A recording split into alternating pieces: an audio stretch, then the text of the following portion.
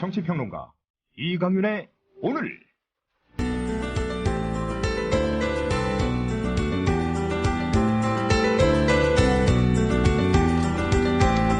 안녕하십니까? 이 말이 오늘은 잘 입에서 떨어지지 않습니다. 이강윤입니다. 4월 17일 목요일 순서 시작합니다. 가족과 떨어진 채 울고 있던 6살 권지연 어린이를 여고생들이 안고서 배를 탈출할 때까지 승무원은 옆에 없었다고 합니다. 수학여행길에 나선 단원고 학생들은 가만히 있으라는 안내방송만 믿고 선실 바닥에 질서정연하게 앉아있다가 결국 배와 함께 침몰했습니다. 엄마가 애태우며 보낸 카톡 메시지는 여전히 읽지 않은 상태입니다. 정부는 사고 발생 후 30시간이 지나도록 최종 승선 인원조차 파악하지 못했습니다. 대통령과 장관은 최대한 구조하라는 하나마나한 지시만 하고 있습니다.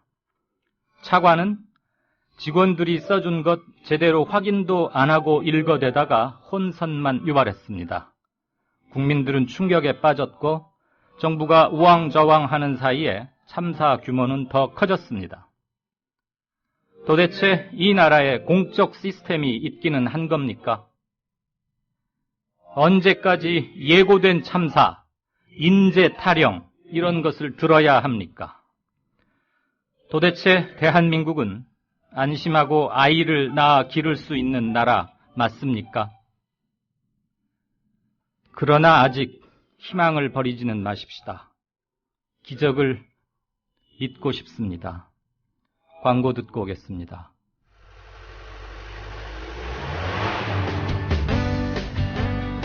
새로운 시작, 새로운 여행, 대한민국 투어. 대한민국 투어는 45인승, 28인승, 리무진 등 다양한 관광버스를 보유하고 있으며 최고의 서비스와 저렴한 가격으로 모든 차량을 이용하실 수 있습니다. 차량 문의는 1599-2686, 1599-2686. 여러분의 편안하고 안전한 여행길, 대한민국 투어가 함께합니다. 결혼식, 가족여행, 세미나, 네이버나 다음에서 대한민국 투어를 검색하세요. 45인승 리무진, 일반 버스, 35인승 버스, 28인승 리무진, 25인승 버스. 인천 어디서나 1599-2686.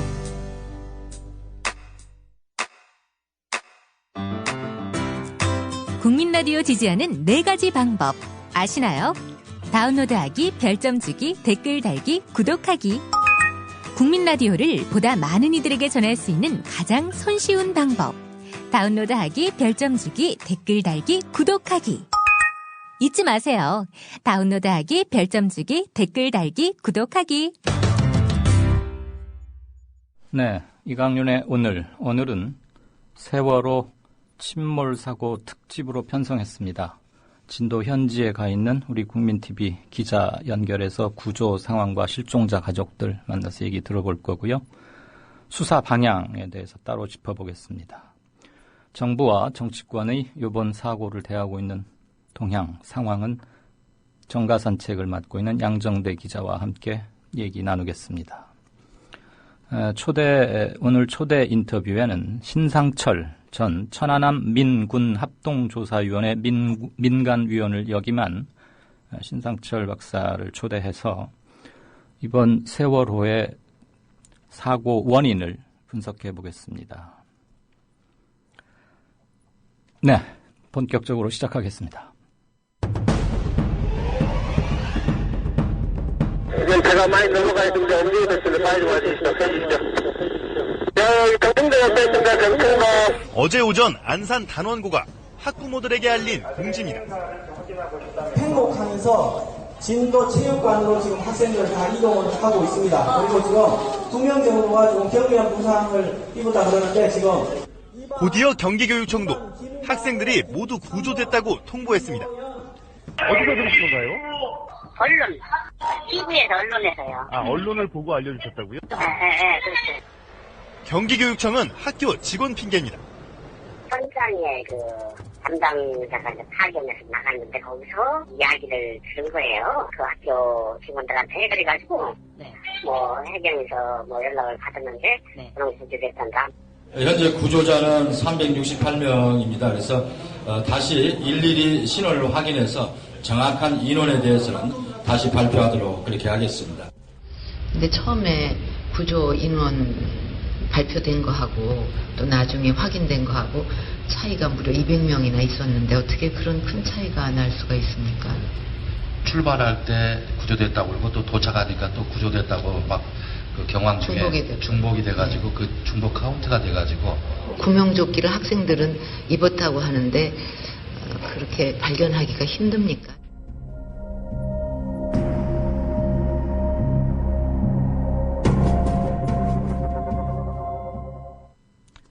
네, 전남 진도 앞바다에서 일어난 여객선 세월호 침몰 사고와 관련해 해경이 본격적인 사고 원인 조사에 들어갔습니다. 사고본부가 있는 전남 목포 서해지방해양경찰청에 국민TV 윤이나 PD가 나가 있습니다. 윤 PD. 서해지방해양경찰청에 나와 있습니다. 네, 우선 지금까지의 구조 상황 좀 살펴주시죠.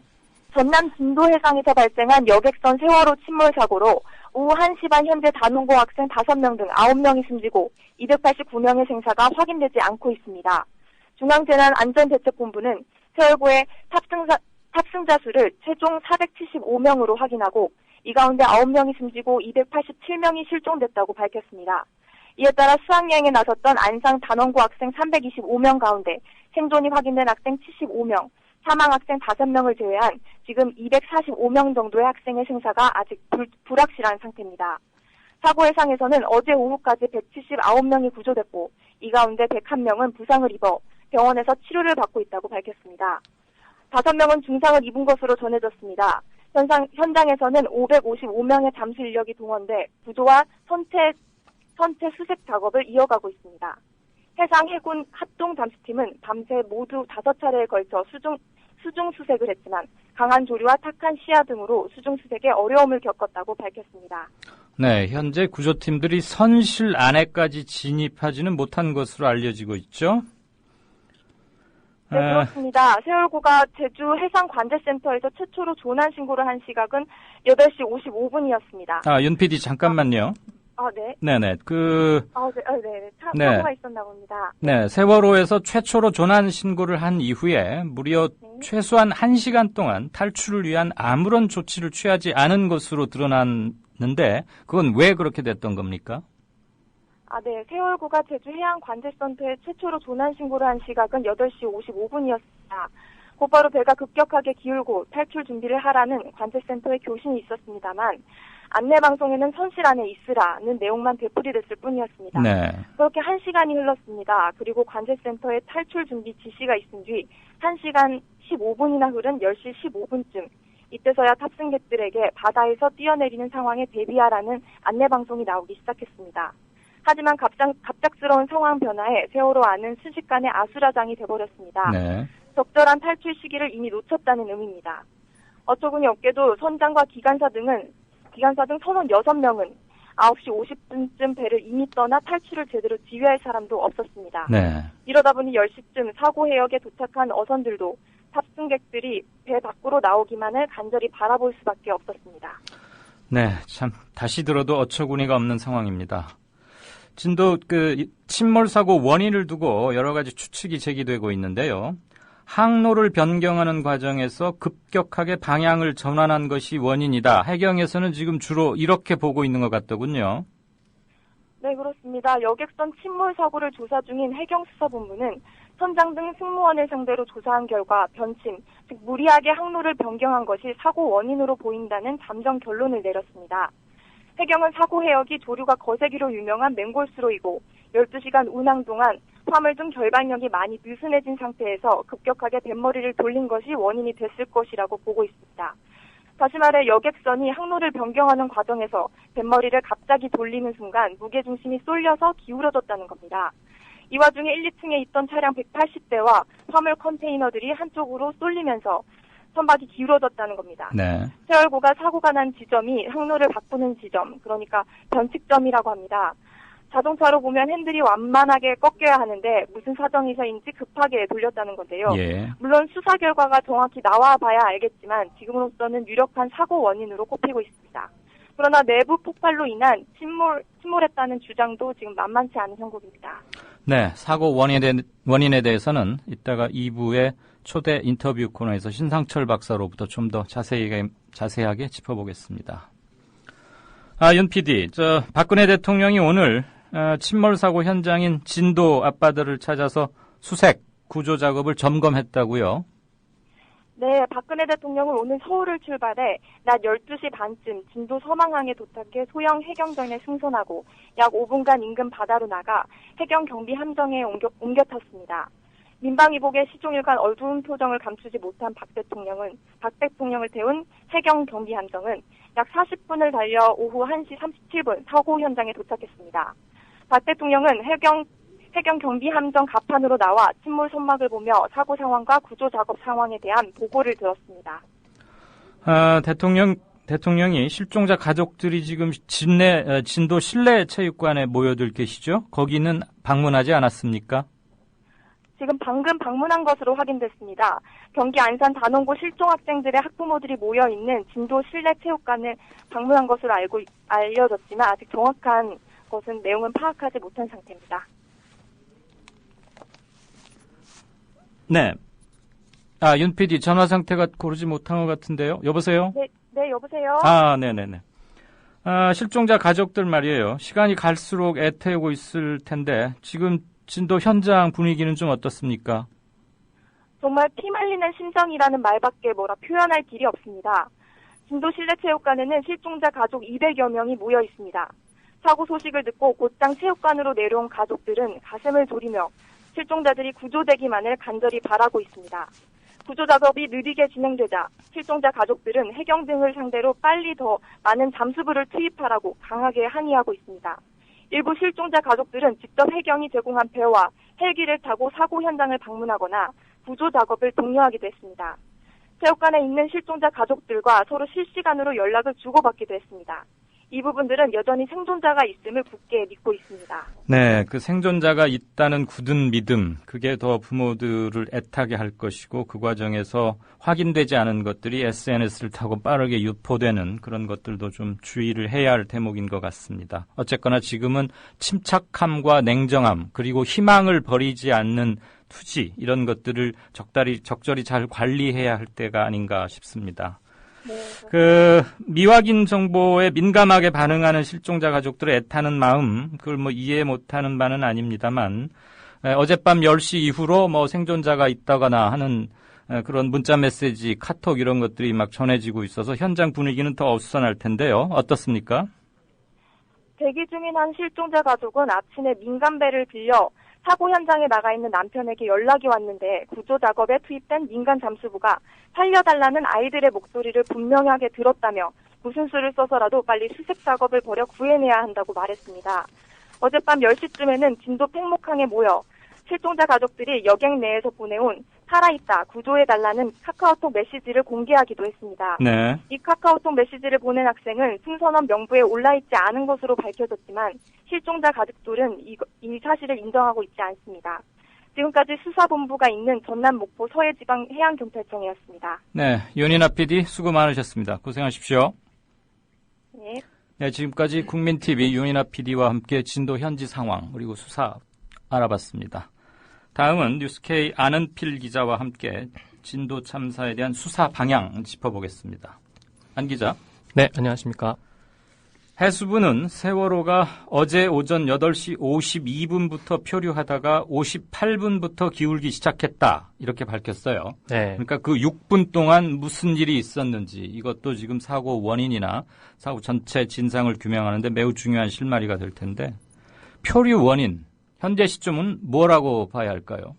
네, 일단 최초 신고 시간이 알려진 것이 16일 8시 52분입니다. 하지만 그 전인 오전 7시에서 7시 30분 사이에 배가 가만히 서 있는 모습을 봤다는 어민의 증언이 있었습니다. 네. 이 말이 사실이라면 최소한 신고 1시간 20분 전부터 문제가 있었던 것으로 봐야 할 것 같습니다. 또한 사고 전날인 15일 오후 10시 30분에서 11시 사이에도 전북 군산 인근 바다를 지나던 배가 왼쪽으로 15도 정도 기울었었다. 이런 증언도 있었습니다. 네. 이에 대해서 전문가들은 전날부터 배에 문제가 있었던 상태로 운행했던 것일 수도 있다. 이런 의견이 있고요. 네. 또 화물 적재가 불균형하게 이루어져서 쏠림 현상이 나타난 것이다. 이런 입장도 있습니다. 그게 굉장히 커다란 배고 평상시에도 화물을 많이 싣고 다니던 배였다고 하죠. 예, 그렇습니다. 물동량이 많기 때문에 그래서 국내에 들여와서 개조를 좀 많이 했다 그러는데 네.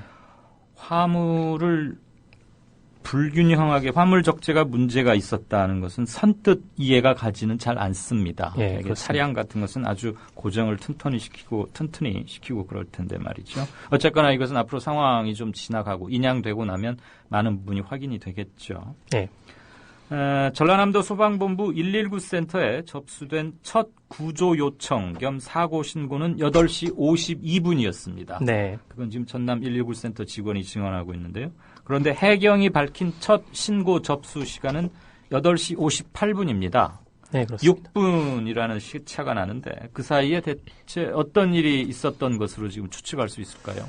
예, 전남 소방본부는 8시 52분에 학생으로 추정되는 사람이 배가 침몰하고 있다는 내용의 신고를 해왔고 또 바다에서 발생한 사고이기 때문에 해경에게 바로 3자 통화를 연결했다고 설명했습니다. 네. 즉 6분의 시간이 말씀하신 대로 비는데요. 네. 여기에 대한 설명은 현재까지 밝혀진 내용이 없는 상황입니다. 전혀 없습니까? 예, 그렇습니다. 지금 부분이, 네. 전남 119 직원의 말에 따르면 단원고의 남자 학생으로 추정되는 학생이 8시 52분에 신고를 했고 네. 신고 내용을 들어보니까 사고 관련이어서 해상사고니까 해경에 바로 3자 통화로 연결을 했단 말이죠. 네, 그렇습니다. 그러면 동시간에 됐다는 얘기인데 해경은 58분에 접수했다라고 말하고 있어요. 예. 그 부분에 대해서는 해경 측이 좀 명확하게 입장을 네. 내야 할 것 같습니다. 네. 알겠습니다. 이것도 역시 앞으로 좀 예의주시해야 할 중에 하나로 일단은 남겨둬야 할 것 같습니다. 사고 당시 세월호의 운항을 선장이 아닌 3등 항해사가 했다. 이런 주장도 나오고 있어요. 어떻게 된 겁니까? 예. 세월호 갑판장인 고모 씨의 증언입니다. 입사한 지 4개월쯤 된 3등 항해사가 사고 당시 세월호를 운항했다. 이렇게 주장했습니다. 고 씨는 20대 후반의 3등 항해사인 박모 씨가 세월호의 키를 잡은 건 고작 4개월 정도이고 그전에는 8,000톤급 이상의 외항선을 3, 4년 정도 몰았던 것으로 알고 있다고 말했습니다. 네, 주로 몰았던 기사는 휴가 중이어서 지금 이모 선장이 예. 좋다 키를 잡은 것으로들 알고 있는데 실은 그 사람이 또 아니었다 이런 얘기인 것 같죠? 네, 그렇습니다. 네, 지금 선장에 대한 경찰 조사가 진행 중이니까 이것도 뭐 수사 결과 발표에 당연히 언급이 될 것으로 기대하겠습니다. 그러면 지금 고모 씨 주장에 따르면 선장이 안 몰았다는 건데 그럼 선장은 어디서 뭘 하고 있었던 거죠? 네, 마찬가지로 고 씨의 주장에 따르면요. 당시 선장 이모 씨는 휴식 중인 것으로 알려졌고요. 네. 또 생존자들의 증언에 따르면 선장은 사고 직후에 빠르게 탈출한 것으로 알려져 있습니다. 지금 현재 해경에서 피의자 신분으로 조사를 받고 있는데요. 1차 조사에서는 어떤 이유로 배에 침수가 발생했는지 정확히 알지 못한다고 말했고요. 네. 그 외에는 국민께 죄송하다는 취지의 짧은 발언만 한 것으로 알려져 있습니다. 세월호에서 구명보트가 뭐 충분히 900여 명이 충분히 쓸 수 있도록 다 갖춰져 있었는데도 구명보트는 단 하나만 펼쳐졌다고요? 네, 맞습니다. 세월호에는 15명이 탈 수 있는 구명보트가 60여 대가 있었습니다. 총 900여 명이 대피할 수 있는 구명보트인데요. 네. 하지만 제대로 펼쳐진 구명보트는 하나에 불과했습니다. 이에 대해서 시사정치 전문 블로거인 IM피터는 구명보트 작동 레버의 잠금 장치나 밧줄 등을 세월호 선원들이 풀어주지 않았기 때문일 것이라고 의혹을 제기했습니다. 지난 5년간 선박에 설치된 구명보트의 오작동으로 5명의 사상자가 발생했었기 때문에 대부분의 선박들은 구명보트 작동 레버를 풀기 어렵게 만들어 놓는다는 주장입니다. 네, 그런데 오늘 YTN 보도에 따르면 잠수부가 내려가서 확인해 보니까 구명보트, 구명정이 다 쇠사슬에 묶여있는 상태더라. 이런 증언도 나왔어요. 맞습니다. 어젯밤 이후로 사고 현장 분위기가 많이 술렁거리고 피해자 유가족들, 피해자 가족들 말이에요. 실종자 가족들 분위기가 많이 바뀌었는데 이유가 밤 10시 무렵 이후로 생존자가 있다, 구조해달라 그런 내용의 문자 메시지가 학부모들한테 전송이 되고 이게 이제 SNS 망을 타고 막 퍼졌단 말이죠. 지금 해경은 진위 여부를 조사 중이죠. 근데 이게 사실이라면 굉장히 중요한 팩트인데 아직까지 조사 상황 어떻습니까? 네, 일단 통신사들은 보낼 수 있다라는 입장입니다. 사고 지역이 음성이라든지 문자, 데이터가 모두 가능한 상태라고 일단 밝혔고요. 하지만 경찰은 SNS에 올라온 카카오톡 메시지 캡처에 나오는 이름들이 탑승객 이름과 일치하지 않는 글들이 많다. 대부분이 허위로 보인다라고 하면서 수사에 현재 나선 상황입니다. 더 구체적인 일치하지 않는다 이거죠. 그렇습니다. 하지만 그렇다고 해서 이것이 모두 다 거짓이라고 판결을 난 것도 아니기 때문에요. 조심스럽게 수사를 하고 있는 모양인 것 같습니다. 네, 이 라디오를 듣고 계시는 분들 중에 혹시라도 뭐 어린아이들 중에서 초등학생 중에 뭐 장난 심리가 발동해서 이런 걸 보낼 수도 있다. 이렇게 경찰들이 얘기하고 있고요. 실제 어떤 보도를 보니까 경기도 파주 지역의 초등학교 5학년 학생이 최초 유포자는 아니지만 유포한 것으로 밝혀져서 뭐 이렇게 경찰이 접촉을 하고 했다는 얘기도 있습니다. 어쨌거나 지금 상황이 상황이니만큼 혼선을 주어서는 더 안 되는 것일 뿐더러 이런 문자 메시지는 유가족 실종자 가족들에게 엄청난 심정적 동요와 이름을 불러일으키기 때문에 행여라도 혹시라도 이런 일이 있어서는 안 되겠습니다. 물론 저희 프로그램 청취자분들 중에 그럴 분이 계시지 않으리라는 건 물론 잘 알지만 노파심에서 혹시 하고 말씀을 드렸습니다. 한 가지 더요. 역시 같은 문자 메시지 건인데 어제 오전에 전원이 구조됐다. 아마 이건 이제 단원고 학생들 얘기. 맞습니다. 학생들 전원이 구조됐다고 경기교육청 또는 단원고 측에서 지금 최초 발신지가 어디인지도 아직 논란이죠. 그런 문자 메시지가 확 돌았습니다. 그게 이제 언론을 통해서 퍼져가지고 전 국민들은 대충 뭐 상황이 그렇게 심각하진 않는 모양이다라고 안도를 하다가 두어 시간 만에 급변하게 됐는데 문자 메시지가 아무튼 발송된 건 사실이고 제가 안 기자한테 궁금한 거는 그 문자 메시지를 누가 언제 그리고 어떤 정보를 바탕으로 발송했는지 이게 당연히 궁금하고 조사되어야 하는 거 아니겠어요? 이 부분에 대한 뭐 수사나 조사 또는 파악된 게 있습니까? 네, 현재까지 밝혀진 내용을 보면요.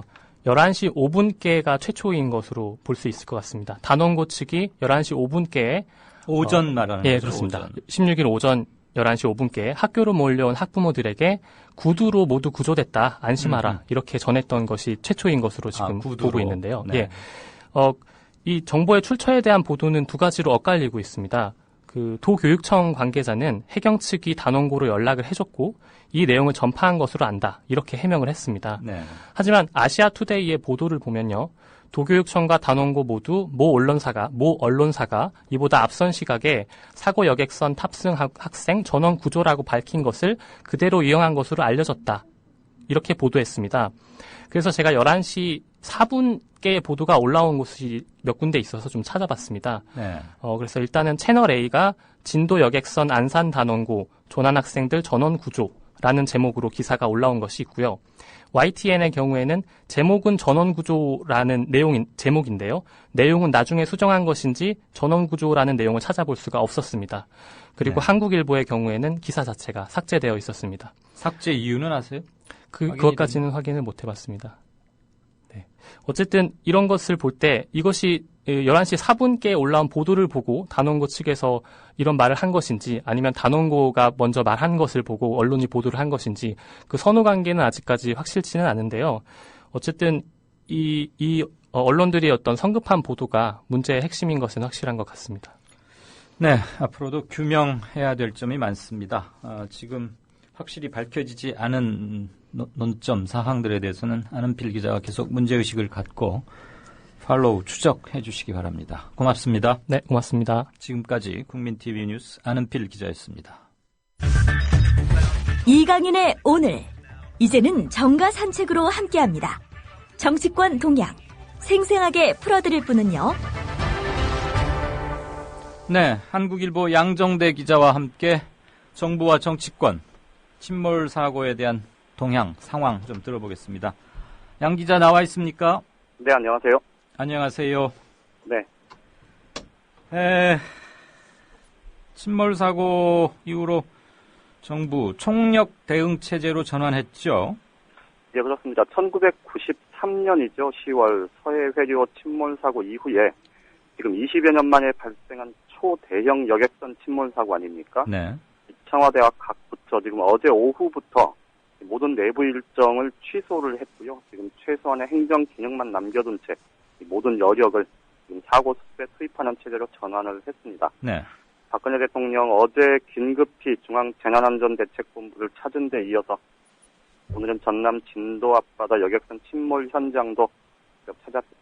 지금은 아마 TV를 보고 계신 청취자분들도 많이 계실 텐데요.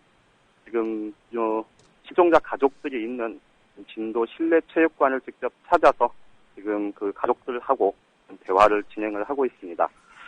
정부도 지금 정홍원 국무총리를 본부장으로 해서 이 범정부 차원의 대책본부를 구성을 했는데요. 좀 한 가지 안타까운 건 현장 그 중계를 혹시 보신 분들은 다들 느끼셨겠습니다만은 이 박근혜 대통령이 아니면 사실 우리 정부 부처에 그 수많은 장관, 차관, 이제 총리도 마찬가지입니다만 이런 사람들이 과연 진짜 이 문제를 수습할 만한 능력을 갖고 있는지 오죽하면 대통령이 유가족들의 항의를 받고 그 유가족들의 항의의 내용이 제대로 시행되지 않으면 여기 있는 사람들이 모두 책임지게 하겠다.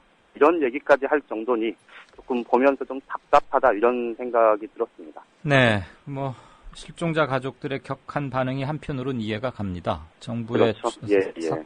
사고 초기 초동 대응 과정에서 너무 우왕좌왕했고 공적 시스템이 제대로 작동하지 않았기 때문에 많은 사람들이 거기에 대해서 더 실망하고 분노하고 있는 게 아닌가 싶네요. 그렇죠. 한창 지방선거 분위기가 막 고조될 무렵인데 이 참사 사고가 터졌고 당연히 선거 관련 모든 일정 잠정 중단된 상태죠.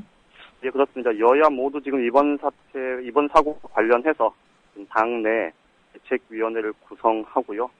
이 당내 경선 일정을 포함해서 지방선거 관련 선거운동은 모두 중단을 한 상태입니다. 네. 새누리당과 지금 새정치민주연합 모두 지방선거 실무를 총괄하는 그 양 당의 사무총장 명의로 어제 오후에 지금 각 그 지역 위원회와 또 시도 당에 선거 관련 일체 사무를 일체 중단하라 이런 공문을 지금 발송을 한 상태입니다. 네.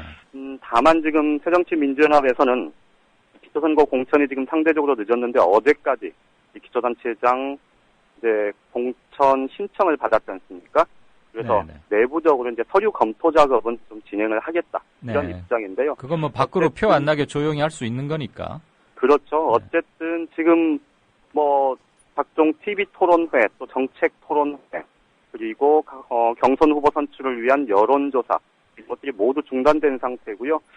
명함 배부나 이런 대외 활동도 지금 자제를 요청한 상태여서 당분간은 새누리당의 상징색이죠. 빨간색 점퍼 그리고 새정치민주연합의 상징색인 이 푸른색 점퍼 당분간은 좀 길거리에서 찾아보기 어려울 것 같습니다. 네.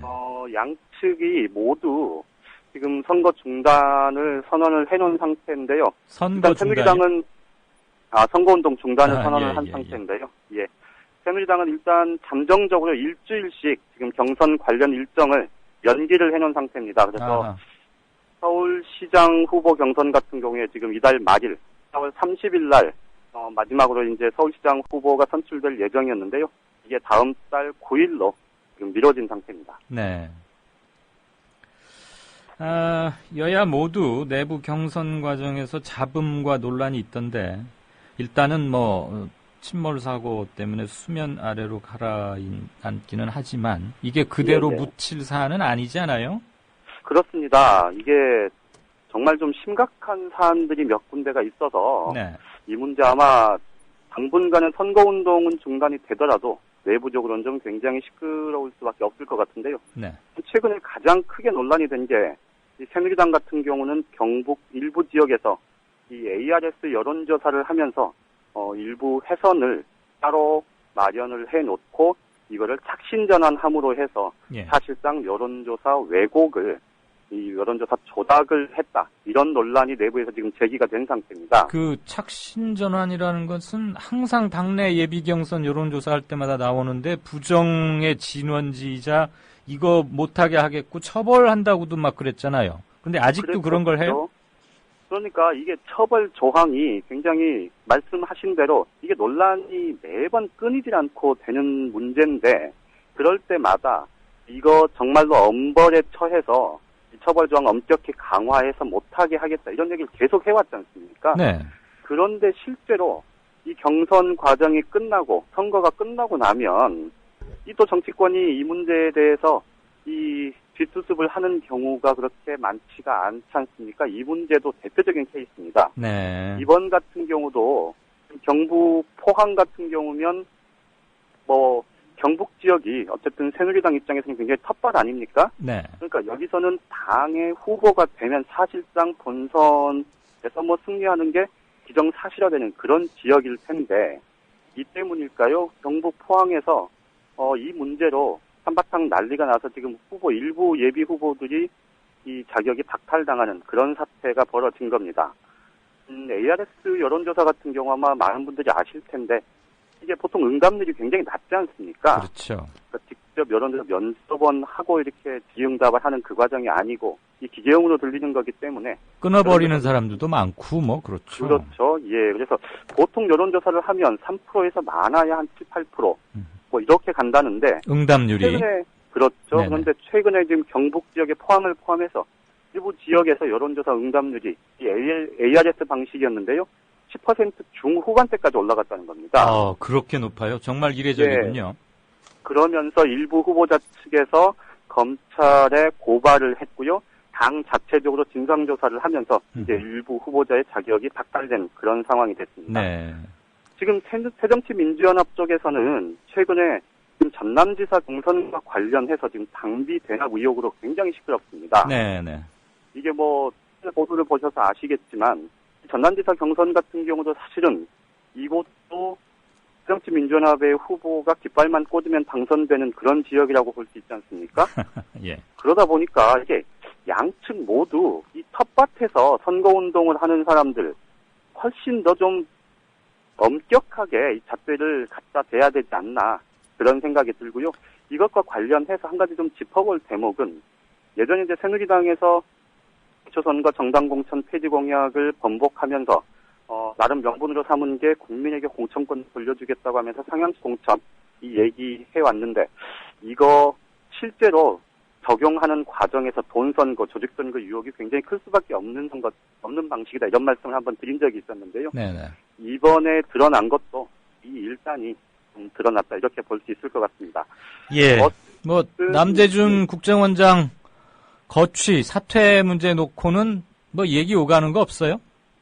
일단 오늘은 지금 전체적으로 뭐 여객선 침몰 사고 워낙 지금 파장이 터지고 있어서 네. 이 정치적인 현안 문제 가지고 지금 여야가 지금 모두 오히려 대변인 논평까지 자제할 정도로 일단은 좀 수면 아래로 가라앉은 그런 분위기입니다. 예, 알겠습니다.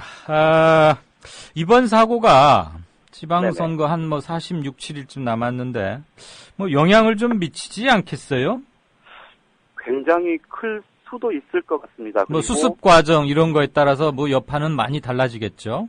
그렇죠. 더더군다나 지금 어제 오늘 이 정부가 보여주고 있는 이 위기관리 능력의 부재 이런 것들을 보면 이 문제가 특히 새누리당 입장에서는 굉장한 부담일 수밖에 없다. 이런 얘기들이 벌써부터 나오는데요. 네네. 어제도 잠깐 말씀을 드렸습니다만 이 문제가 자칫 잘못하면 그렇잖아요. 남재준 원장을 그대로 둔 게 사실상 박근혜 대통령 입장에서 청와대 입장에서 이게 지방선거를 앞두고 청문회를 통해서 또 한 번 정책 쟁점화되고 이것이 결국은 여권에 굉장한 부담이 될 거다. 이런 거를 좀 차단하려는 그런 의도라 이런 분석이 많이 나오고 있는데요. 네. 오히려 이번 사고로 해서 이 개각의 문제가 수면 위로 떠오를 가능성이 굉장히 높아졌습니다. 선거 전에 말이죠.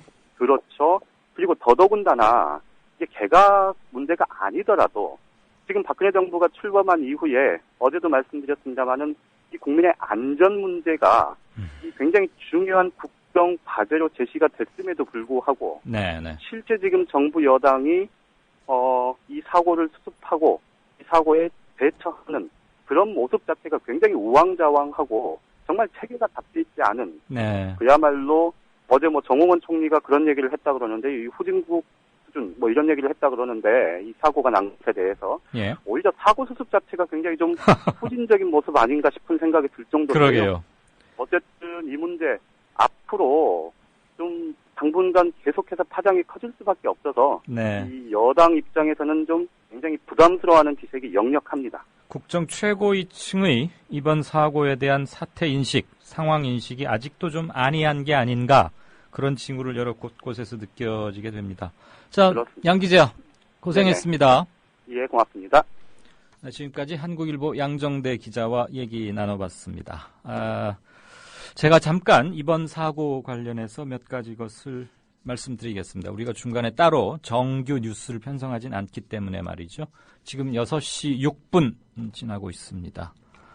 우선 5시 현재 이번 세월호의 최종 승선자는 475명으로 일단 선사 측, 청해진 해운 측과 정부 중앙재난본부에서 모두 함께 확인을 했습니다. 어제 우리 청취자 게시판에 어떤 청취자께서 말씀 올려주신 게 있었죠. 배표, 승선권을 끊지 않고 배에 탄 화물차 운전자들이 있을 수 있다. 이 사람들 때문에 지금, 그러니까 어제 시점으로 얘기되고 있던 승선자에 이분들도 포함이 되어야 한다. 이런 견해를 주셨는데 아주 정확하게 사실을 지적한 것이고요. 선사 측의 확인에 따르면 티켓을 끊지 않고 승선한 화물차 운전자가 13명이었습니다. 그리고 나머지 티켓을 끊은 승선인들은 462명. 그래서 이 두 숫자를 합친 475명이 최종적으로 승선 확인된 인원이고요. 이 중에서 사망은 9명. 이 시간 현재 실종 287명, 그리고 구조된 사람은 179명입니다. 그중에서 수학여행길에 특히 집단으로 승선했기 때문에 단원고 학생들만 따로 보면 사망 9명 중에 5명이 단원고 학생들이고요. 실종 287명 중에 무려 245명이 단원고 학생들입니다. 그리고 구조된 179명 중에 단원고 학생은 75명에 불과했습니다. 그러니까 학생들은 약 22%만이 구조됐고요. 학생을 제외한 일반 승객은 75%가량 구조된 겁니다. 그리고 승무원은 전체 29명 중에서 17명이 구조됐습니다. 사망은 한 분입니다. 나머지는 실종이겠죠.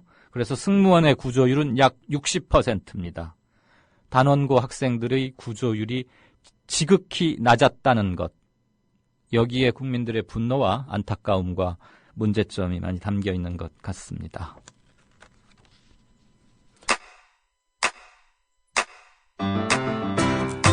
국민 라디오 지지하는 4가지 방법 아시나요? 다운로드하기, 별점 주기, 댓글 달기, 구독하기. 국민 라디오를 보다 많은 이들에게 전할 수 있는 가장 손쉬운 방법. 다운로드하기, 별점 주기, 댓글 달기, 구독하기. 잊지 마세요. 다운로드하기, 별점 주기, 댓글 달기, 구독하기.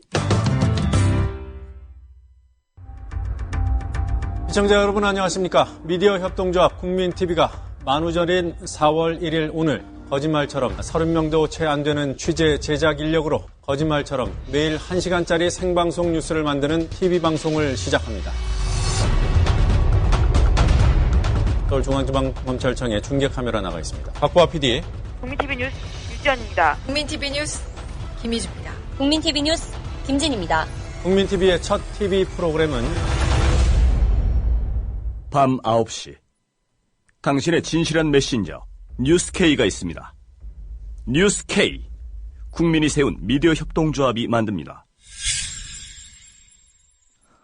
네, 뉴스K 황준호 팀장 만나서 미리 보는 뉴스, 오늘의 뉴스K 들어보는 시간이죠. 황 PD 나와 있습니까? 예, 안녕하십니까? 네. 어제부터 초비상 체제겠죠, 당연히. 예. 오늘 9시 뉴스K 어떤 것들로 채워집니까? 예, 역시 오늘은 사실상 특보로 진도 여객선 침몰 사고 특보를 할 예정입니다. 그래서 어젯밤에 저희 뉴스 끝나고 PD들 4명이서 현장에 내려갔고요. 네. 또 오늘은 인천 현장, 그다음에 안산 단원고 이런 데를 다녀왔습니다. 그래서 첫 번째는 이제 사고 원인과 수사 상황에 대해서 기본적으로 짚어봐야 될 것 같고요. 네.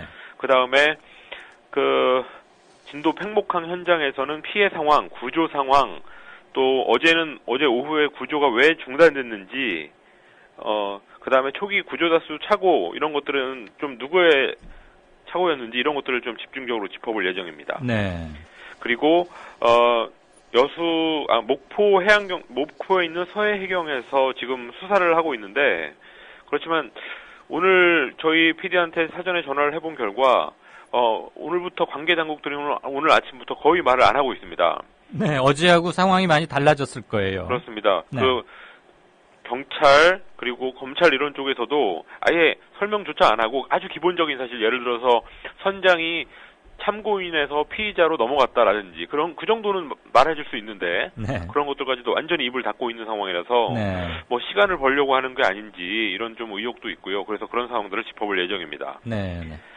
그리고 단원고에서는 오늘 또 가족들이 제기하는 문제, 보통 이제 부모가 있다면 한쪽은 학교에 남고 한쪽은 현장으로 내려가고 이런 식으로 다 하고 있다는데, 네. 그분들이 어떤 얘기를 하는지 좀 생생한 얘기를 들어봤고, 그리고 일부 학생들이 지금 이미 올라와 있지 않습니까? 그래서 그 친구들한테 당시 상황이 어땠는지에 대해서 좀 자세히 얘기를 들어보는 시간을 가질 생각입니다. 알겠습니다. 이따 9시에 보겠습니다. 뉴스K에서는 다른 언론들과는 다른 시각에서 전체적인 배려와 놓치고 있는 것들, 그다음에 인권, 그다음에 이번 사건의 정부의 문제점, 이런 것들을 좀 더 한눈에 일목요연하게 바로 알 수 있게 되기를 바랍니다. 고맙습니다. 예, 감사합니다. 지금까지 뉴스K의 황준호 팀장이었습니다. 기적같이 살아 돌아온 사람들. 평화로웠던 세월호. 애들아, 이렇게 될지 몰랐어. 되게 평화로웠어요. 되게 즐거워서 괜찮겠지 이랬는데, 순식간에 들이닥친 재난. 약간 조금씩 막 꺾이더니 갑자기 그러니까 이렇게 사람이 이렇게 움직이지 못할 정도로 이렇게 기울여가지고 다 배가 심각하게 넘어가는 것 같아. 그래서 이거 좀 심각하다. 그걸 감지하고서 숙소에서 문 열고 나온 거예요. 나오고 나니까 배가 한쪽으로 거의 한 70도 이상 기울은 거예요. 갑자기 배가 막 기울었던 거 한꺼번에 이렇게. 그게 시간이 몇십 초도 안 돼요. 1분 내에요. 안내 방송에서는 그냥 있으라고 하고. 단원고 학생들 가만히 있으세요. 그 자리에서 계속 있으세요. 움직이지 마세요. 이런 소리. 헬기 온다, 구조정 온다, 이런 소리만 계속 반복했던 것 같아요.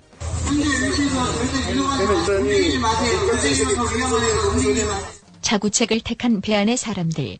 퉁으니까 배가 완전 기울었으니까 사람들이 한쪽으로 전부 구명질 칠해가지고 한순간에 난리 나본 거죠. 이제 한번 와당탕 하니까 배가 완전 수장시켜버리더라고. 완전 고래 등보에 보이듯이 그렇게만 딱 보이더라고. 물이 배까지 찼어요. 그래서 물로 뛰어든 거거든요. 구명조끼 입고 있어서. 누가 와서 구해줬는데. 바다로 다 뛰어들으신 거예요 그때?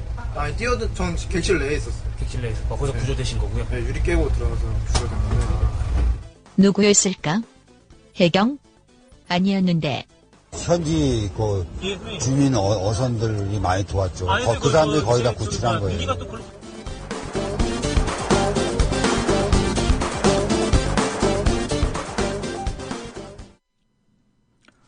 네. 세월호 침몰에 따른 실종자 수색이 계속되고 있는 가운데 사고 원인을 두고 여전히 미궁입니다.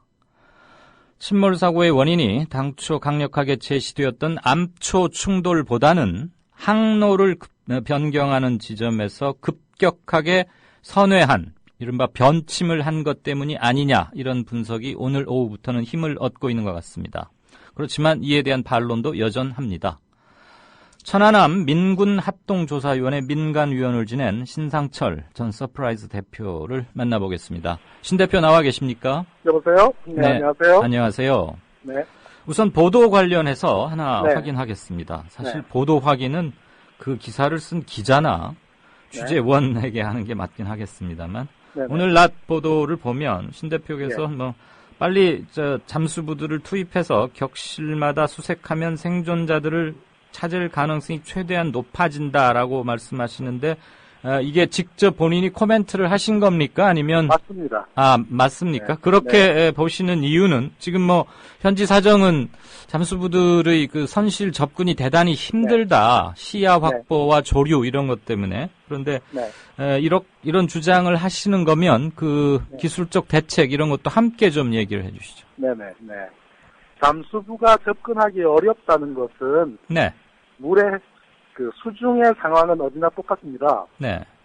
즉 배로 들어갈 수 있는 출입구만 있으면 그리고 선박에 대한 구조에 대한 도면만 있으면 일단 출입구로 들어가게 되면은 선박 구조 따라 들어가면 다른 분들은 모든 방들에 다 접근은 가능합니다. 예. 그리고 지금 해상 상태와 기상 상태들 이야기를 많이 하는데 바깥에는 비가 와도 물속에는 비가 안 오거든요. 예. 무슨 얘기냐면은 물속의 상황은 비가 오나 비가 안 오나 바람이 부나 안 부나 밤이나 낮이나 잘 안 보이는 것까지 똑같아요. 네네. 그렇기 때문에 그렇게 할지보다는 지금 빨리 수색을 많이 해야 되고 더구나 이번 사건에서 과거와 다른 경우는 뭐냐면요. 배가 완전히 뒤집혀서 전복이 됐지 않습니까? 네. 그 부분이 굉장히 좀 우리가 생존자가 살아있을 가능성을 높여주고 있습니다. 오히려? 예, 왜냐하면 우리가 과거에 이제 4년 전에도 그런 선박 침몰을 우리가 경험을 했지 않습니까? 네.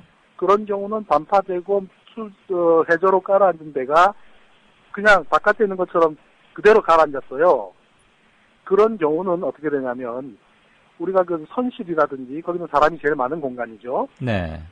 선실 안의 구조를 보면은 천장에 기본적으로 에어닥트라 그래가지고 신선한 공기가 들어가고 안에 있는 공기를 배출하는 그런 통로가 있습니다. 에어닥트요. 그걸 에어닥트라 그러거든요. 네. 그다음에 스피커 있죠.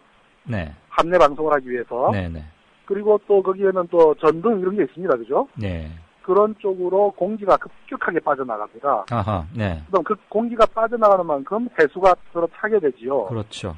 그래서 그런 경우에는 거의 생존자가 오래 있을 가능성이 굉장히 희박해져요. 그쪽으로 공기가 다 빠져버렸기 때문에. 공기는 빠져버리고 빠진 공기만큼 해수가 차니까. 네, 물이 차버리니까. 네, 그러면은 이제 저는 익사할 수밖에 없지요. 네. 그래서 천안함의 경우도 모든 대원이 동시간대 익사로 그 사행이 판정이 났습니다. 예. 군의관 판정에 의해서. 그런데 이번의 경우는 배가 엎어졌지 않습니까? 예. 그리고 지금 조난되신 분들이 가장 많이 있던 공간이 갑판 위에 4층, 3층, 4층입니다. 예. 갑판 위 3층, 4층이라 그러면은 바깥으로 나와서도 갑판으로 접근이 가능했던 공간이라는 얘기입니다. 네. 근데 1차적으로는 선장도 그렇고 그쪽 그 관계자들이 있던 곳에 머물라고 한 것은 중대한 과실인 거고요.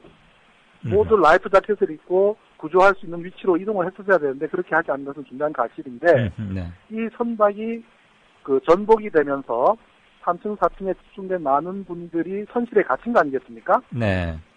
자, 선실에 갇히게 되면 아까 말씀드린 것처럼 이런 에어닥트나 스피커 이런 게 위에 있다면 공기가 빠져나갈 터인데 뒤집어졌기 때문에 바닥이 천장이 되고 그 공기가 빠져나갈 수 있는 것이 바닥이 됩니다. 완전히 뒤집어지면. 그렇죠. 네네. 결과적으로 그 안에 있는 공기들, 즉 이 배가 침몰하게 된 원인은 침수란 말이죠. 예. 그 침수는 갑판 하부 엔진룸부터 하고 화물 공간 여기를 채워나가면서 배를 침몰시켰기 때문에 마지막 순간까지도 선실 안에 있는 공기는 그대로 유지가 됩니다. 완전 침몰이기 때문에 아까 처음 설명하신 것과는 달리 에어닥트니 이런 부분에 물이 차지 않고 계속 그 기도, 그러니까 공기가 있을 수 있는 공간이 확보되고 있다 이 말씀이신가요? 에어닥트 같은 곳으로 공기가 빠져나가지 않고 에어닥트가 위에 있으면 머리 위에 있으면 빠져나가기가 쉽잖아요. 네. 그런데 이것이 뒤집어졌기 때문에 에어닥트는 다 발바닥 밑에 있어요. 예. 그리고 우리가 그 일반 가정집을 생각해 본다면 거실은 이게 토인 공간이 많지 않습니까? 예. 그렇지만 침실들은 전부 다 문이 있어서 폐쇄된 구조잖아요. 네. 선실도 마찬가지거든요. 네. 그러면 선실 안에 있던 공기들이 전부 에어포켓 역할을 해줍니다. 아하. 에어포켓이라는 것은 뭐냐면 공기가 남아있고 그 공기가 그 안에 가득 차 있는 상태. 네. 이렇게 형성된 에어포켓들은 인위적으로 배출하지 않는 한 그대로 있습니다. 네. 그러면 거기에 있었던 침실안에 있었던 그 학생들은 아직까지도 그 공기에 있는 산소로 호흡하고 있을 가능성이 높다는 겁니다. 예. 그래서 그 산소 내에서 또 이제 그 공기 내에 산소가 다 소진이 되면 또 질식할 수밖에 없지 않습니까? 그렇죠. 우리가 버틸 수 있는 것이 모르겠습니다. 3일이 될지 4일이 될지는 모르겠지만 네.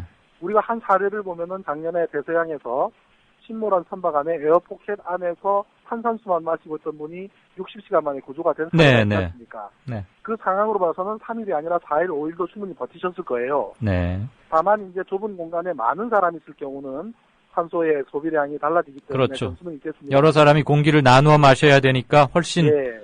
생존 가능 시간이 줄겠죠. 예, 지금 세월호의 경우는 많은 에어포켓이 거의 모든 방마다 지금 선수가 떠 있기 때문에 선수 부분에 에어포켓이 있는 것처럼 방송 보도되는 것은 잘못이에요. 예. 물론 선수 쪽에도 에어포켓이 있지만 선수 바닥에는 사람이 다 있는 공간이 아니거든요. 그렇죠. 네네. 그리고 모든 침실, 모든 격실, 모든 그 캐빈들, 그러니까 이제 객실, 선실. 예, 그 객실들마다 있던 공기는 그대로 공기가 유지된 채 침몰했을 겁니다. 분명히. 신 대표님, 네. 설명을 듣다 보니까 지금 타이밍에 꼭 하나 질문을 해야 되겠는데요. 네네.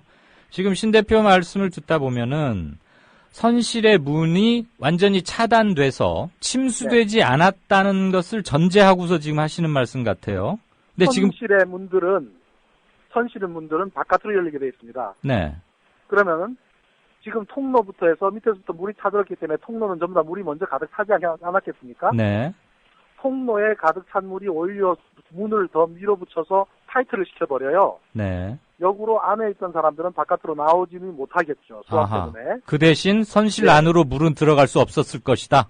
그렇게 될 가능성이 있고 또 배가 뒤집어졌기 때문에 네. 공기들이 빠져나갈 수 있는 천장 위에 있던 닥트나 그다음에 스피커라든지 이 전등, 네. 전등 그러한 공간들이 전부 지금 발바닥 밑으로 내려와 있단 말이에요. 네, 네. 그리고 안에 공기가 존재하는 한 물은 공기를 밀고 들어가지 못해요. 네, 그렇죠. 그게 에어포켓이거든요. 네. 공기 자체가 부피를 가지고 있기 때문에. 네, 네. 그죠? 그래서 그건 인위적으로 빼지 않는 한은 그 에어포켓은 계속 존재합니다. 그럼 한 가지 보충 질문을 드릴게요. 네. 이번 세월호 같은 경우에 각종 도어, 문의 개폐, 열고 닫음은 전기로 움직인다는데 현재 배는 전원이 끊긴 상태이기 때문에 침몰 당시에 전원이 언제 나갔는지 모르지만 안 닫히는 문도 있었을 것이다. 뭐 이런 얘기도 있었는데 지금 신 대표 말씀을 따르면 그 점은 너무 그렇게 염려하지 않아도 된다. 이런 건가요? 그건 잘못된 얘기인 것이 네. 전기 시설로 개폐되는 문들은 엔진룸이라든지 네. 소위 말해서 이제 타이트 벌크헤드라 그러는데 선박의 안전 구조상 반드시 완벽한 타이트를 요구하는 문들은 그렇게 전기 작동식으로 하거나 굉장히 타이트한 그런 도화를 쓰지만 일반 객실 캐빈 객실에 있는 문은 우리가 보통 거주하는 문과 크게 다르지 않습니다. 네. 다르지 않는데 그 물이 그러면 완벽하게 타이트 되느냐의 문제에 있어서는 완벽하게 타이트 안 돼요. 안 되지만 선실 안에 공기가 존재하는 한 물이 들어오는 것은 한계가 있게 되기 때문에 네.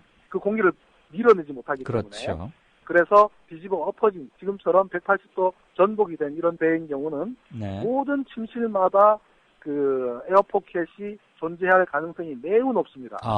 그렇기 때문에 그 안에 지금 학생들이나 누가 있다면 생존의 희망을 절대로 놓치지 말아야 됩니다. 네, 신 대표 말씀을 듣고 보니까 우리가 지금 상당히 많이 사실 좀 절망으로 가고 있는 분위기였는데 결국 그래서는 안 되고 그럴 만한 과학적 이유도 좀 충분히 제시하고 계시는 것 같아요. 그렇죠. 지금 우리 청취자 중에 라인 9이라는 대화명을 쓰시는 분께서 질문을 하나 주셨습니다. 네. 신 대표 말씀을 듣고 막 올리신 것 같은데 그럼 그 배를 인양하는 과정에 에어포켓이 없어질 수도 있나요? 이런 질문이신데요. 오늘 제가 다른 언론사에 하면서 어떤 분이 빨리 인양을 해야 된다는 얘기를 하시길래 네. 큰일 난다 그랬습니다. 인양을 하면? 인양이라는 것은 배에다가 체인을 걸고 그것을 크레인으로 어떻게 작업을 하는 거거든요. 그렇죠. 들어 올리는. 이 배에다가 체인을 건다는 작업은 어마어마한 작업입니다. 예. 잠수부가 들어가서 배 밑바닥으로 해서 거기다가 엄청난 케이블을 걸어 올려야 되거든요. 예. 그런 작업하는 동안에 잠수부들이 침실로 가서 희생자, 그 생존자와 희생자 모두를 그 수습을 하더라도 충분한 여건입니다. 네. 그 인양을 하겠다고 선박을 움직이는 행위는 그나마 있는 에어포켓조차 없애는 행위가 됩니다. 어허. 큰일 나는 일입니다. 그래서 어허, 네. 지금 뉴스 보도 중에 보면은 선수 부분이 곧 깔아앉을지도 모른다는 그런 뉴스가 나오지 않습니까? 네.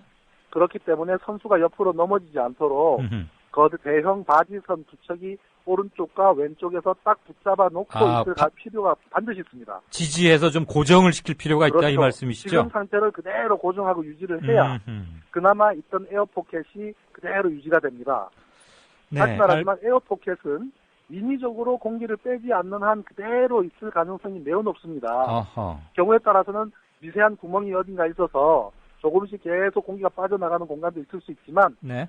적어도 우리가 사람이 거주하는 곳에 발바닥 밑은 다 타이트잖아요. 완전히 막혀있지 않습니까? 그렇기 때문에 에어포켓도 타이트가 유지될 가능성이 있다. 그렇기 때문에 그러한 어떤 에어포켓을 없애는 어떤 액션도 해서는 안 됩니다. 알겠습니다. 그리고 또 오늘 보면은 해군에서 잠수함 함량까지 하셨다는 분이 이 배를 빨리 뒤집었으면 좋겠다는 얘기를 했어요.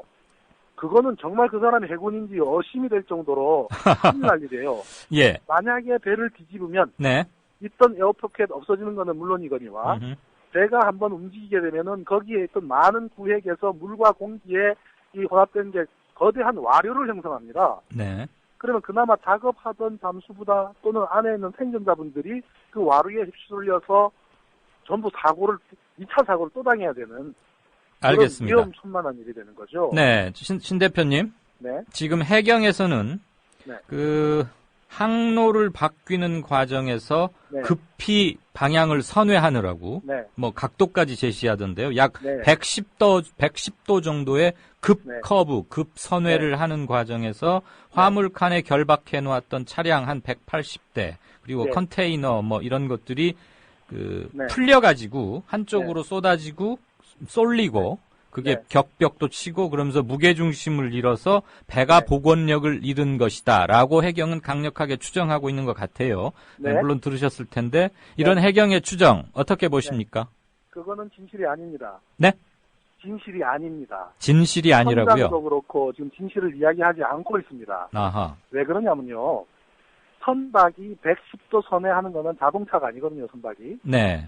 이 배는 길이가 145m입니다. 큰 배죠. 145m짜리 되는 배가 소위 말해서 우연 전타 또는 좌현 전타 네. 그렇게 불러요. 네. 영어로는 하드 스타보드, 하드 포트라고 부릅니다. 네, 네. 꺾을 수 있는 최대한으로 오른쪽이나 왼쪽으로 키를 돌리는 거예요. 네. 그러면 어떤 현상이 일어나냐면 자동차처럼 또는 버스처럼 확 한쪽으로 쏠리는 것이 아니라 예. 배는 앞으로 계속 전진을 하는데 배 꼬리가 쭉 옆으로 빠져요. 자동차는 앞부분이 틀어지죠. 그렇죠. 핸들에 의해서. 배는 뒤부터 돈다 이 말입니까? 바다가 돌면서 뒷부분이 바다에 밀려서 오른쪽으로 쭉 틀어지는 구조입니다. 어허. 그렇기 때문에 110도 정도의 전타할 목적으로 키를 오른쪽이나 왼쪽으로 최대한 꺾었다고 하더라도 네. 이 배는 직진을 유지하면서 꼬리가 틀리면서 멀리 진행하다가 서서히 틀리게 돌아가게 돼요. 회전 반경이 대단히 크다 그렇죠. 이 말씀이시죠? 당연히 145m 선박이 네. 돌아갔을 때 회전 반경은 계산을 해봐야 알겠지만 네. 적어도 1km 이상은 된단 말이에요. 1km 이상까지 전진을 하면서 회전하는 메커니즘이기 때문에 선장이나 해경의 말은 당장 대원 전문이나 선박을 운항하는 사람들한테는 호웃음 칠 얘기예요. 예. 그러면 왜 그런 말을 했을까가 중요합니다. 네. 이 배는 아침 8시에 그 인근에 정체했었다는 것은 그 인근에 살고 있는 그 주민들의 증언으로 해서 확보가 되지 않습니까? 그렇죠. 적어도 8시부터는 뭔가 트러블이 있었다는 얘기예요. 근데 가장 중요한 것은 뭐냐면 이 배가 정상적인 권고되는 레코멘디드 코스, 즉 우리가 구글로도 확인이 가능한데 네. 구글에서 진도 인근 해역을 이렇게 살펴보면은 추천된 인천에서 제주도로 가는 배들이 주로 다니는 항로가 이렇게 선으로 그어져 있습니다. 네. 일반인들도 누구나 확인 가능합니다. 예. 그 추천된 항로를 보면 진도 쪽에 보면은 진도에서부터 외해 쪽으로 섬들이 쭉 나와 있습니다. 가깝게는 그 상조도, 하조도, 예. 그다음 그 옆에는 관대도, 그다음에 대마도, 일본 대마도가 아니라 네. 보고 있고 그 옆에는 또 이제 섬이 또 두 개가 또 있어요. 네. 제일 바깥쪽에 맹골돌이라고 하는 작은 섬까지 그룹핑을 해서 5개 그룹의 섬들이 촘촘 놓여져 있습니다. 예. 그 섬에서부터 무려 7km 내지 8km 바깥을 이렇게 돌아서 항해를 하도록 번고 항로는 그렇게 나와 있어요. 네. 그리고 인천에서 제주도 가는 데가 그 항로를 지키지 않을 이유가 없습니다. 그 항로를 정확하게 지키지는 않지만 적어도 그 항로보다는 보다 바깥으로 운행을 해야만 안전이 확보가 되는 거죠. 그런데 지금 현재 이 배가 가라앉아 있는 곳을 보면은 그 섬 안으로 들어와서 중간 지점까지 들어와 있습니다. 그 말은 무엇을 의미하냐면 이 선장이 항로를 섬과 섬 사이를 관통하는 코스로 잡았다는 것을 강력하게 시사합니다. 그럼 왜 섬과 섬 사이로 운항을 했을까를 따져보면 예. 어저께 기상 상태 때문에 2시간 늦게 출발했다 그랬죠? 네. 이 배는 출항하고 아침 8시에 제주도에 입항하는 스케줄입니다.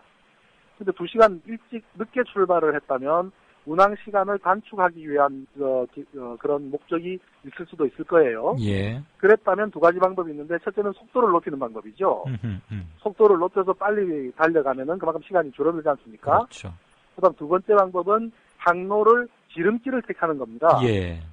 진도 쪽에서부터 위에서 인천에서 밑으로 내려오던 직진 코스로 내려오던 선박이 진도 앞에서 좌회전을 합니다. 그 좌회전도 대략 한 10시 방향, 10시나 11시 방향으로 쭉 틀어가는 구조인데 네. 그것을 섬과 섬 사이로 관통하면은 거리가 단축되지요. 시간도 단축되고 그 길로 들어오다가 거기 저수심에서 1차적인 문제를 겪었을 것이라고 저는 생각을 합니다. 그 1차적인 문제를 뭘로 유추하시나요? 그 1차적인 문제는 만약에 좌초라고 우리가 본다면은 배 밑바닥이 그것을 증빙을 해주는데 네. 지금까지 나와 있는 사진상으로 좌초의 흔적은 제가 발견하지 못했어요. 어허. 그렇다면 뭐냐면 배의 중앙 부분, 배 밑바닥 중에서 중앙 부분 네. 또는 배 뒤쪽 부분에서 후미 부분이 소위 말해서 그 바닥을 타치했을 가능성은 얼마든지 있습니다. 그것은 왜냐하면 물이 들어왔다는 침수가 그것을 증명해 주거든요. 네. 쇠로 되어 있는 배가 물이 들어온다는 것은 거기가 찢어졌거나 구멍이 난 거 외에는 없단 말이에요. 그렇죠. 그러면 1차적으로 물이 들어오는 침수가 되는 구조적인 어떤 문제가 있었다. 그것이 저는 아침 8시 전후로 있었을 것이라고 보고요. 어허. 그리고 난 다음에 그다음에 무슨 이유인지 이 배가 깊은 수심 쪽으로 이동을 했어요. 왜냐하면 침몰한 곳이 37m니까. 예. 바텀 타치가 되는 곳은 수심이 37m가 될 수가 없어요. 네. 적어도 10m 이내죠. 그런데 이 37m까지 가라앉았다는 것은 이 선장이 거기까지 이동을 했든지, 즉 바닥에 침수가 있는지를 모르고 예. 이동을 했든지, 아니면 거센 조류와 그다음에 떠밀려서 조수 간만의 차가 심하잖아요. 예. 그러면은 수심이 점점 이제 물이 많이 올라오면서 밀물 때 수심 높아지면서 배가 그쪽으로 떠내려 갔을 가능성까지 포함을 한다면 네. 처음에 침수를 유발하는 사고 지점과 최고 침몰 지점은 다릅니다. 예. 거기까지 적어도 2시간 가까운 시간이 흐르게 되는데 예. 그 2시간 동안에 거기 있는 많은 승객들, 490명에 가까운 승객들을 대피하기 위한 조치를 전혀 안 했다는 거 아니겠습니까? 그렇죠. 그거를 안 한 이유는 저는 이렇게 봅니다. 네. 대운 선사에서 만약에 좌초를 했고 지금 구조가 되고 어떻게 하는 이런 게 만약 뉴스가 크게 되면 그 회사는 굉장히 앞으로 어떤 명성에 실추가 된다든지 그런 나름대로의 이유가 있었을 거라고 저는 추정을 합니다. 네. 그렇다면은 선박대에서 내에서는 선장의 보고는 그렇게 심각하지 않은 상태로 오인을 했을 경우에 즉 배가 그냥 옆으로 기울어지지도 않고 가만히 이렇게 얹혀있는 상태 같으면 현재로서는 별 문제가 없는 것 같다라는 보고를 해운선사에 했을 때는 해운선사는 동요하지 말고 모든 사람을 그 자리에 있게 하라고 오다를 했을 가능성이 크고요. 예. 그에 따라서 전부 다 배에 머물러 있으라고 하는데 선박 사고에서 그 자리에 그대로 있으라고 하는 요구는 전 세계적으로 앞으로 굉장히 중대한 문제로 부각이 될 겁니다. 왜냐하면 우리가 자동차 운전을 하면 제일 먼저 배우는 게 돌발 아닙니까? 예. 돌발하면서 브레이크를 콱 밟는 걸 제일 먼저 배우잖아요. 선박에서는 만약에 문제가 생겼을 때 배를 탈출하는 걸 제일 먼저 배웁니다. 그렇죠. 그걸 어벤던십이라 그래요. 어벤던십 하면은 모두가 기본적으로 라이프 자켓은 기본적으로 장착합니다. 네. 900명을 승선시키는 배에서는 900개 라이프 자켓은 900개 이상은 있어야 되는 것이고, 네. 900명을 태울 수 있는 라이프 보트나 라이프 라프트나 라이프 부위가 다 준비가 되어 있습니다. 예. 라이프 자켓을 입고 라이프 보트나 이러한 2명 될 수 있는 그런 설비나 기구 옆으로 모두가 이동하도록 지시를 했어야 함에도 불구하고 어허. 그러한 명령을 하지 않았다는 것은 조용히 자체적으로 해결하는 노력을 1시간 또는 2시간을 지속적으로 했다는 것입니다. 네네. 그런데 이동을 하고 난 다음에는 급격한 침수를 일으키는데 네. 급격한 침수가 일어나는 메커니즘이 이렇습니다. 처음에 배 밑바닥에서부터 올라오는 침수가 심각하지 않았다고 하더라도 물이 들어오면 들어올수록 선체는 무게가 무거워져요. 선체가 무게가 무거워지는 만큼 수압은 더 증가합니다. 그러면은 들어오는 물이 속도가 점점 많아져요. 수압 때문에. 자, 그런 상태에서 이번은 카캐리호예요. 네. 카캐리라는 것은 배 뒷부분에 램프를 내리고 차가 들락날락합니다.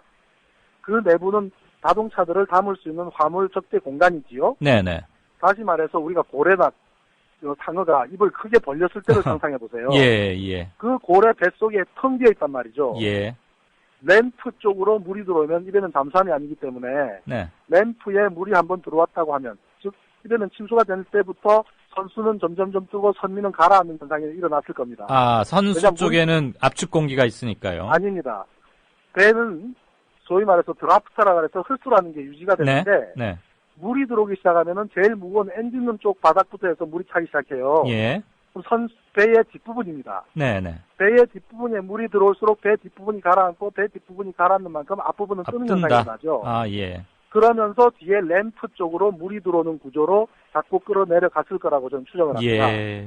램프에 물 들어오면은 배가 뒤집어지는 것은 순식간입니다. 아, 그러면 선수의 압축 공기가 있다라는 일부 전문가들의 얘기는 사실과 다른 겁니까? 아니요, 전혀 그건 사실이 아닙니다. 선수에는 그렇습니까? 압축 공기가 아니라 네. 완전히 타이트된 타이트 벌캐드는 존재합니다. 그 말은 뭐냐면 선박이 충돌하거나 이런 거를 대비해서 제일 선수의 앞부분은 완전한 밀폐 구획을 만들어서 거기는 항상 공기가 존재하는 그런 구조를 일반 선박들은 다 갖고 있어요. 네. 그게 타이트 벌캐드지 압축 공기라는 개념은 잘못된 개념입니다. 압축 공기는 아니지만 네. 어쨌거나 공기가 선수 네. 부분에 있는 건 맞군요. 네, 그건 맞긴 맞지만 알겠습니다. 그것이 영향을 미치는 것이 아니라 네네. 예, 배 그래서 뒤가 무거워져서 가라앉으니까 저절로 그렇죠. 그만큼 비례해서 앞부분은 뜬다. 지금 이 말씀이신 거죠.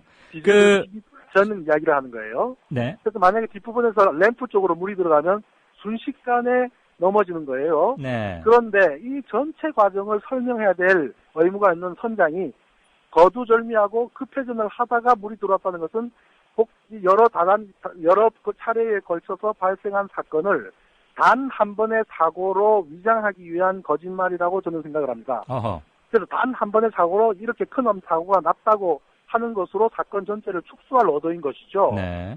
처음부터 1시간, 2시간 전부 다 생존할 수 있는 가능성, 탈출할 수 있는 가능성, 라이프 보트를 내릴 수 있는 가능성, 이 모든 것을 하지 않은 책임은 선장의 책임뿐만 아니라 배운 선사의 책임도 굉장히 클 거예요. 네.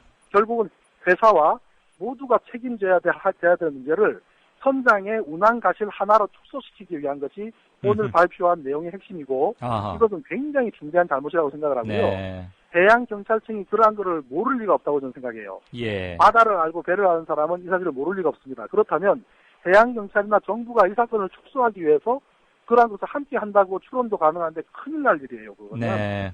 우리가 이런 사고를 통해서 알아야 되는 것은 정확한 원인을 알고 그 원인에 대한 대비를 세워야 네. 똑같은 사고를 막을 수가 있거든요. 그렇죠. 그런데 매번 사고 때마다 이러한 형태로 하는 것은 정말 큰일인 겁니다. 그러한 것을 우리 국민TV에서도 네. 집중 조명을 하셔서 네네. 이번 사건의 진상이 낱낱이 드러나도록 역할해 주시기를 간절히 네. 바랍니다. 그러면 정리한다는 차원에서 네. 신 대표님이 생각하시는 이번 세월호의 침몰 원인, 그건 뭡니까?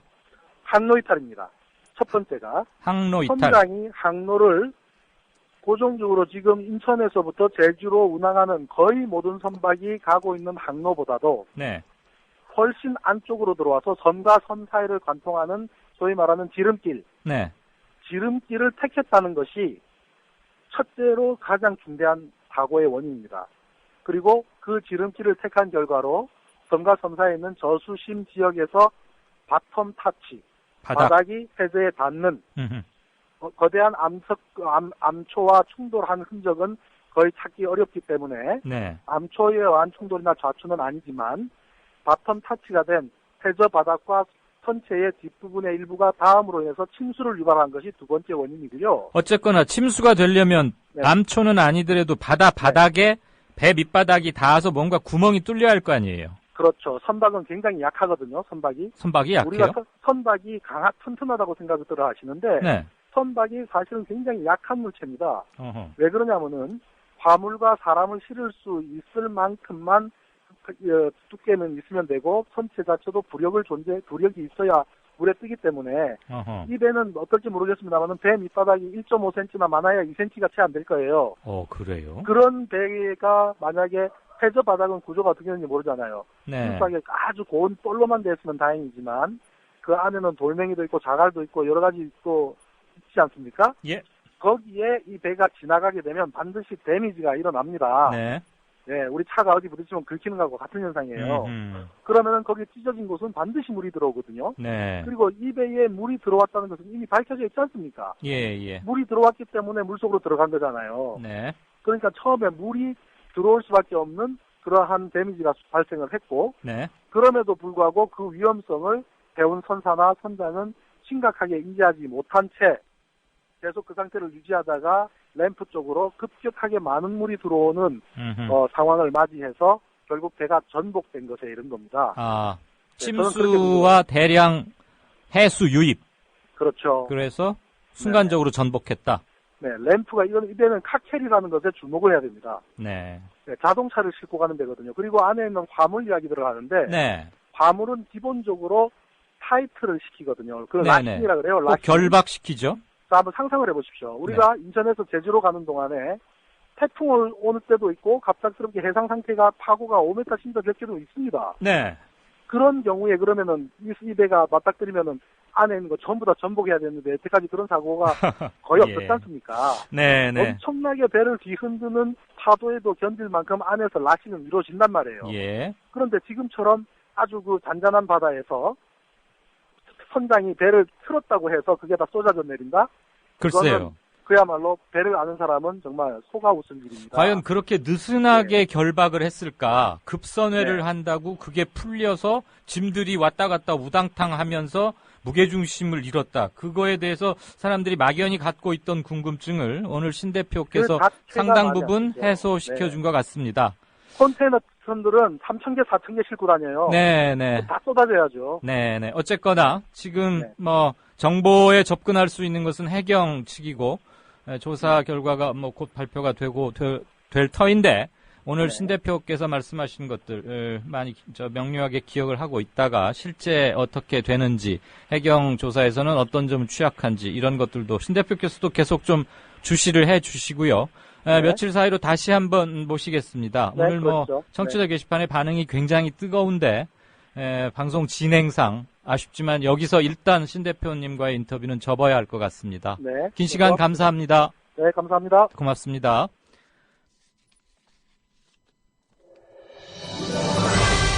이광윤 정치평론가 모시고 살펴보도록 하겠습니다. 이광윤 정치평론가 나오셨습니다. 이광윤 정치평론가와 함께 전망을 좀 해보겠습니다. 이광윤 정치평론가 나오셨습니다.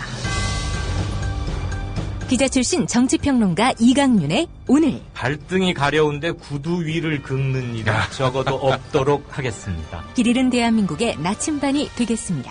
이광윤의 오늘 5시 반 저녁길 시사 프로그램 이광윤의 오늘. 정치평론가 이광윤이 함께하는 국민라디오 이광윤의 오늘.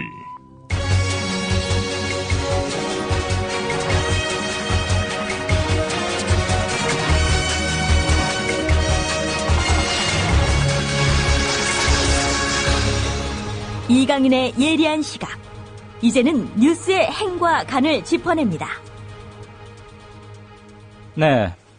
저와 함께 뉴스 행간 짚어보는 시간인데 오늘 저희가 6시 50분에 방송을 마치게 돼 있습니다. 약 6분이 채 남지 않았고요. 조금 전 신상철 대표와의 인터뷰는 반응이 굉장히 뜨겁고 매우 논쟁적인 아주 중요한 부분을 민감하게 잘 다루고 있기 때문에 그리고 사고 원인을 두고는 앞으로도 상당 부분 뉴스가 모아질 수밖에 없어서 최대한 빨리 다음 주 초쯤이라도 좀 와이드 길게 시간을 편성해서 다시 한번 모시겠다는 말씀을 약속드립니다. 오늘 행간에서는 세월호 침몰 사고와 관련된 언론들 제대로 잘 하고 있나, 재난 보도 이래도 되는 건가 한번 생각해 보겠고요. 남재준 원장 사퇴론, 배는 가라앉아서 침몰했지만 남재준 사퇴론은 가라앉아서는 안 되겠다, 이런 생각에서 두 건을 압축적으로 좀 다뤄보겠습니다. 먼저 보도 준칙 들으시죠. 2003년 대구 지하철 화재 참사 후 한국기자협회가 만든 재난보도 준칙. 인명구조를 방해하지 않는 범위 안에서 취재할 것. 위기 상황에 대한 심리적, 정신적 불확실성을 감소시키는 데 주력할 것. 불확실한 내용은 철저히 검증해 유언비어 확산을 억제하는 데 기여할 것. 피해자와 가족에 대한 인터뷰 강요 금지. 근접 촬영 자제. 자극적인 장면 보도 금지. 수집된 정보의 해당 전문가 검증. 생존자 및 사상자의 신상 공개 자제. 들으셨지만 어제 오늘 특히 종편들, 뉴스 채널들 방금 우리 변 PD가 낭독한 것 중에 뭐 하나 제대로 지킨 것 하나라도 기억나십니까? 큰 사건이 터지면 언론들 속보 경쟁 때문에 데스크에서 무리한 취재 지시가 나갈 수도 있고 취재 욕심 때문에 넘지 말아야 할 선을 넘을 수밖에 없는 현장 기자의 입장에서는 그 세정을 제가 모르는 바 아닙니다. 저도 기자를 18년쯤 했고요. 마감 시간과 특종이라는 두 스트레스에 시달리다 보면 취재원의 인권이나 상황 이런 것들에 조금 소홀해질 수는 있습니다만 우리는 그것을 항상 일 욕심과 상황 때문에 어쩔 수 없었다, 알 권리를 위해서 그 정도는 하지 않느냐라는 모호한 그리고 근거도 없는 논리에 많이 양보를 해왔던 거 맞습니다. 그런데 이제 그래서는 안 된다는 것 어제 오늘 우리 명확하게 보고 있습니다. 확인되지 않은 설을 센세이셔널한 시청률이나 이런 것 때문에 마구 보도하는 것들 반드시 되짚어져야 하는 것이고요. 저는 이럴 때 언론 소비자들의 운동, 항의 이런 것이 어느 때보다도 필요한 시점이라고 봅니다. 그런 근본적인 취재 보도 평상시의 원칙은 물론이고 이런 재난 보도의 원칙을 어기거나 상괴, 사람이 살아가는데 지켜야 할 기본적인 도의 이런 것들 당연히 언론에서 존중해야 하지요. 언론이라고 무엇을 만병통치약 전가의 보도를 항상 휘두른다는 그 인식 자체가 잘못된 것입니다. 물론 큰 사고가 터졌지만 그럴수록 침착하고 냉정하게 그리고 정확하게 그다음에 유언비어나 카더라라는 방송이 활개치지 않는데 기여를 하는 것이 바로 언론이 아닐까 싶습니다. 그래서 읽어드린 사항, 안 그래도 많이 느끼고 계시겠지만 그런 거 염두에 두시면서 한번 앞으로 언론 보도를 보시는 게 좋겠고 물론 저희 국민 라디오, 뉴스K 이 원칙에 충실해서 보도할 것을 말씀드립니다. 두 번째는 배는 가라앉았지만 남재준 사퇴로는 가라앉지 않고 있습니다. 그리고 가라앉혀서도 안 됩니다. 참사, 세월호 참사 뉴스에 덮여서는 안 된다고 생각합니다. 오늘자 한겨레 기사 일부 들으시겠습니다. 박근혜 대통령이 직접 대국민 사과를 하며 국가정보원의 간첩 혐의 조작 사건에 대한 수습에 나섰지만 남재준 원장이 책임지고 사퇴해야 한다는 여론은 가라앉지 않고 있다. 법조계와 정치권에서는 남재준 책임론이 앞으로도 계속 불거질 수밖에 없다고 보고 있다. 우선 국정원이 조작된 증거를 제출한 서울시 전 공무원 유우성 씨의 항소심 재판 선고가 오는 25일 예정돼 있다. 검찰이 기소한 국정원 직원들에 대한 공판 과정에서도 언제든 윗선의 묵인 및 방조와 관련해 새로운 사실이 드러날 가능성이 있다. 대통령과 국정원장의 형식적인 사과가 문책 필요성을 더 키웠다는 분석도 나온다. 박 대통령의 사과는 정례적인 국무회의 자리를 통해 밝힌 새 문장에 불과했다. 그마저도 지난해 국정원의 대선 개입 사건 당시 밝힌 것처럼 사고를 낸 조작에 사고 수습과 대책 마련을 반복하는 내용이 전부였다. 준비된 원고를 3분 동안 읽고 끝난 남 원장의 사과도 북한 핵실험과 미사일 발사, 방공망 침범 등 위중한 안보 상황을 내세우며 책임 회피에 급급했다. 주목되는 것 두 가지 정도입니다. 우선 박 대통령의 의사결정에 상당히 우호적이었던 친정부적이었던 보수 언론들도 남재준 원장을 겨냥해서 일제히 사퇴를 종용하는 사설이나 컬럼들을 싣고 있습니다. 스스로 사퇴하라 중앙일보 그랬고요. 셀프 개혁에 기대를 걸 만큼 한가하지 않다 동아일보입니다. 원장 경질 등 인적 쇄신이 상식이다. 네, 조선일보 평상시에는 못 들어본 말 했습니다. 시간이 급하니까 제가 말이 꼬이는군요. 경희대 법학전문대학원 서보학 교수의 말을 끝으로 오늘 행간을 마치겠습니다. 청와대나 국정원의 주장처럼 대공수사의 특수성을 들어서 불법과 탈법의 가능성을 전제하는 게 가장 위험하다. 적법 절차 원칙이라는 헌법의 대원칙을 포기하지 말아야 하고 이런 이유로 헌정 질서를 유린한 남재준 원장은 반드시 책임을 지고 물러나게 해야 한다.